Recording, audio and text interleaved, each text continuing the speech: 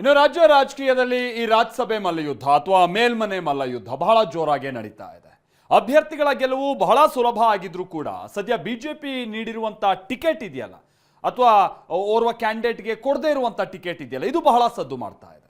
ಹೌದು, ಜೆಡಿಎಸ್ ಜೊತೆ ಮೈತ್ರಿ ಮಾಡ್ಕೊಂಡಿರುವಂತ ಬಿಜೆಪಿ ದೇವೇಗೌಡರಿಗೆ ರಾಜ್ಯಸಭಾ ಟಿಕೆಟ್ ಅನ್ನ ನೀಡುತ್ತೆ ಅಂತ ಒಂದು ವಿಶ್ಲೇಷಣೆ ನಡೀತಾ ಇತ್ತು. ಈ ಬಾರಿನೂ ಕೂಡ ಕಂಟಿನ್ಯೂ ಆಗ್ತಾರೆ ರಾಜ್ಯಸಭಾ ಸದಸ್ಯರಾಗಿ ದೇವೇಗೌಡರು ಅಂತ. ಆದ್ರೆ ಬಿಜೆಪಿ ಶಾಕ್ ಕೊಟ್ಟಿದೆ. ಇದನ್ನೇ ಅಸ್ತ್ರವಾಗಿಸಿಕೊಂಡಂತ ಕಾಂಗ್ರೆಸ್ ಒಕ್ಕಲಿಗ ದಾಳವನ್ನ ಉರುಳಿಸಿದೆ. ಹಾಗಾದ್ರೆ ಕಾಂಗ್ರೆಸ್ನ ಅಸ್ತ್ರ ಏನು, ಬಿಜೆಪಿ ಕೊಡ್ತಾ ಇರುವಂತಹ ಸಮರ್ಥನೆ ಏನು? ಬನ್ನಿ ರಿಪೋರ್ಟ್ ಅಲ್ಲಿ ನೋಡ್ಕೊಂಡ್ ಬರೋಣ.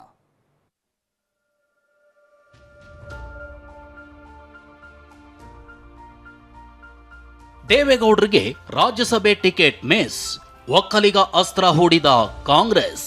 ಒಕ್ಕಲಿಗರಿಗೆ ಅನ್ಯಾಯ ಮಾಡಿರೋದಂತೂ ಸತ್ಯ. ಬಿಜೆಪಿ ಕರ್ಕೊಳ್ಳೋದು, ಟಿಶ್ಯೂ ತರ ಯೂಸ್ ಮಾಡೋದು, ಬಿಸಾಕೋದು. ಬಿಜೆಪಿಯಿಂದ ಅನ್ಯಾಯ, ಕರ್ನಾಟಕಕ್ಕೆ ಅಪಮಾನ ಎಂದು ಕುಟುಕಿದ ಕೈಪಡೆ. ಇಡೀ ಕರ್ನಾಟಕ ರಾಜ್ಯದ ಜನತೆಗೆ ಅಪಮಾನವನ್ನ ಮಾಡಿದ್ದಾರೆ. ದೆಹಲಿ ವರಿಷ್ಠರ ತೀರ್ಮಾನ ಎಂದು ಜಾರಿಕೊಂಡ ರಾಜ್ಯ ಬಿಜೆಪಿ ನಾಯಕರು. ಯಾರಿಗೆ ಅವಕಾಶ ಮಾಡಿಕೊಡಬೇಕು ಅದನ್ನ ಪಕ್ಷದ ವರಿಷ್ಠರು ತೀರ್ಮಾನ ಮಾಡಿದ್ದಾರೆ. ಮೇಲ್ಮನೆ ಮಲ್ಲಯುದ್ಧಕ್ಕೆ ಅಖಾಡ ರೆಡಿಯಾಗಿದೆ. ಬಿಜೆಪಿಯಿಂದ ಪ್ರೊಫೆಸರ್ ಎಂ ನಾಗರಾಜ್ಗೆ ಮಣೆ ಹಾಕಲಾಗಿದೆ. ಇದೇ ವಿಚಾರ ಈಗ ರಾಜ್ಯ ರಾಜಕೀಯದಲ್ಲಿ ಸಂಚಲನ ಮೂಡಿಸಿದೆ. ವಿಷಯ ಏನು ಅಂದ್ರೆ, ನಾಗರಾಜ್ಗೆ ಬಿಜೆಪಿ ಹೈಕಮಾಂಡ್ ಮಣೆ ಹಾಕಿರೋದು ಸಮಸ್ಯೆ ಅಲ್ಲ, ಆದ್ರೆ ಇದೇ ರಾಜ್ಯಸಭಾ ಟಿಕೆಟ್ ದೇವೇಗೌಡರ ಪಾಲಾಗಬೇಕಿತ್ತು. ಆದ್ರೆ ದೇವೇಗೌಡರ ಬದಲಿಗೆ ಬಿಜೆಪಿ ಹೊಸ ಮುಖಕ್ಕೆ ಮಣೆ ಹಾಕಿದೆ. ಈ ಮೂಲಕ ಜೆಡಿಎಸ್ ನಾಯಕರ ಲೆಕ್ಕಾಚಾರಕ್ಕೆ ಶಾಕ್ ಕೊಟ್ಟಿದೆ. ಹಾಲಿ ರಾಜ್ಯಸಭಾ ಸದಸ್ಯರಾಗಿರೋ ಎಚ್.ಡಿ. ದೇವೇಗೌಡರು ಇದೇ ತಿಂಗಳಾಂತಕ್ಕೆ ನಿವೃತ್ತಿಯಾಗ್ತಿದ್ದಾರೆ. ರಾಜ್ಯದಿಂದ ಒಂದು ಸ್ಥಾನ ಗೆಲ್ಲಲು ಬಿಜೆಪಿಗೆ ಅವಕಾಶವಿದ್ದು, ಇದೇ ಸ್ಥಾನವನ್ನ ದೇವೇಗೌಡರಿಗೆ ನೀಡಬೇಕು ಅಂತ ಎಚ್.ಡಿ. ಕುಮಾರಸ್ವಾಮಿ ಕೂಡ ಬಿಜೆಪಿಗೆ ಮನವಿ ಮಾಡಿದ್ರು. ದೇವೇಗೌಡರು ಕೂಡ ಮರು ಆಯ್ಕೆ ಬಯಸಿದ್ರು.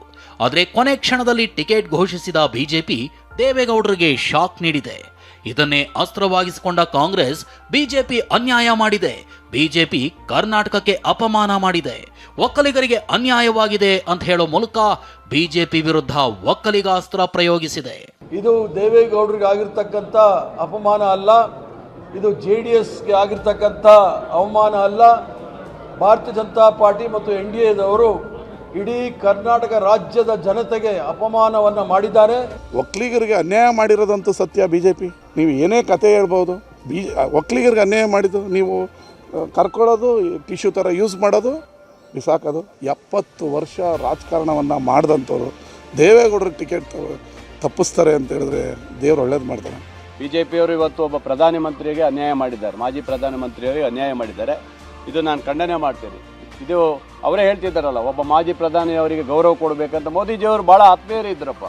ಅದು ಯಾಕೆ ತಪ್ಪೋಯ್ತು ಅಂತ ನನಗೂ ಅರ್ಥ ಆಗ್ತಾ ಇಲ್ಲ. ಇವತ್ತು ದೇವೇಗೌಡರನ್ನ ನಾವು ಗೆಲ್ಲಿಸಿ ರಾಜ್ಯಸಭೆಗೆ ಕಳಿಸಿದ್ವಿ, ಆದ್ರೆ ಬಿಜೆಪಿಯವರು ದೇವೇಗೌಡರನ್ನ ರಾಜ್ಯಸಭೆಯಲ್ಲಿ ಉಳಿಸ್ಕೊಳ್ಳಿಲ್ಲ ಅಂತ ಗುಡುಗಿದ್ದಾರೆ. ರಾಜ್ಯ ಕಾಂಗ್ರೆಸ್ ಉಸ್ತುವಾರಿ ರಣದೀಪ್ ಸಿಂಗ್ ಸುರ್ಜೇವಾಲಾ ಕೂಡ ಟ್ವೀಟ್ ಮಾಡಿ ಕಿಡಿಕಾರಿದ್ದಾರೆ. ಜೆಡಿಎಸ್ಗೆ ಬಿಜೆಪಿಯಿಂದ ಪದೇ ಪದೇ ಅವಮಾನವಾಗ್ತಿದೆ ಅಂತ ಪೋಸ್ಟ್ ಮಾಡಿದ್ದಾರೆ. ದೇವೇಗೌಡರಿಗೆ ಬಿಜೆಪಿ ರಾಜ್ಯಸಭಾ ಟಿಕೆಟ್ ನಿರಾಕರಿಸಿದೆ.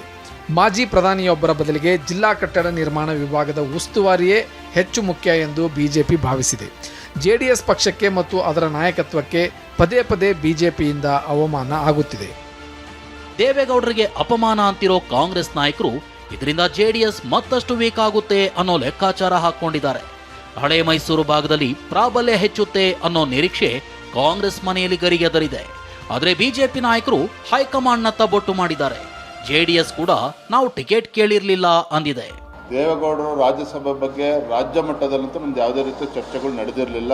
ಪಕ್ಷದ ವರಿಷ್ಠರು ಇವತ್ತಿನ ರಾಜಕೀಯ ಪರಿಸ್ಥಿತಿನ ಅರ್ಥ ಮಾಡಿಕೊಂಡು ಯಾರಿಗೆ ಅವಕಾಶ ಮಾಡಿಕೊಡಬೇಕು ಅದನ್ನ ಪಕ್ಷದ ವರಿಷ್ಠರು ತೀರ್ಮಾನ ಮಾಡಿದ್ದಾರೆ. ಏನು ನನಗೇನು ಸಮಸ್ಯೆ ಆಗಿದೆ ಅಂತ ಅನಿಸಲ್ಲ.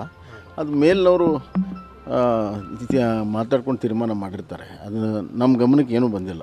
ನಮ್ಮಲ್ಲೇ ಇಲ್ಲ, ಇದು ಈ ವರಿಷ್ಠಗಳ ತೀರ್ಮಾನ ಇದೆ. ನಮ್ಮಲ್ಲಿ ಅದು ಯಾರು ಕೂಡ ಅವ್ರಿಗೆ ಕೊಡಬೇಕು ಅಂತ ಕೇಳಿರಲಿಲ್ಲ. ಖಂಡಿತ ಅಸಮಾಧಾನ, ಈಗ ಕೇಳಿದರೆ ಅಸಮಾಧಾನ. ಬಟ್ ನಮ್ಮೆಲ್ಲರದು ಅಭಿಪ್ರಾಯ ಎಲ್ಲರೂ ಏನಿತ್ತು, ನಮ್ಮ ದೇವೇಗೌಡರಲ್ಲಿದ್ದರೆ ಒಂದು 4 ಕೆಲಸ ಆಗ್ತವೆ ಒಳ್ಳೆಯದು ರಾಜ್ಯಕ್ಕೆ ರಾಷ್ಟ್ರಕ್ಕೆ ಅಂತಕ್ಕಂಥದ್ದು ಎಲ್ಲರಿಗೂ ಕೂಡ ಮನಸ್ಸಲ್ಲಿದೆ. ಈ ಜಟಾಪಟಿಯ ಮಧ್ಯೆ ನಾಮಿನೇಷನ್ ಪ್ರಕ್ರಿಯೆ ಮುಗಿದಿದೆ. ದೇವೇಗೌಡರು ರಾಜ್ಯದ ವಿಧಾನಸಭೆಯಿಂದ ರಾಜ್ಯಸಭೆಗೆ ಆಯ್ಕೆಯಾಗುವ ಅವಕಾಶವಂತೂ ಮಿಸ್ ಆಗಿದೆ.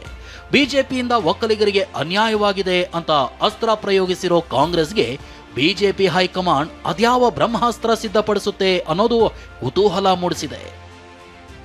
ಪ್ರಸನ್ನ, TV9 ಬೆಂಗಳೂರು.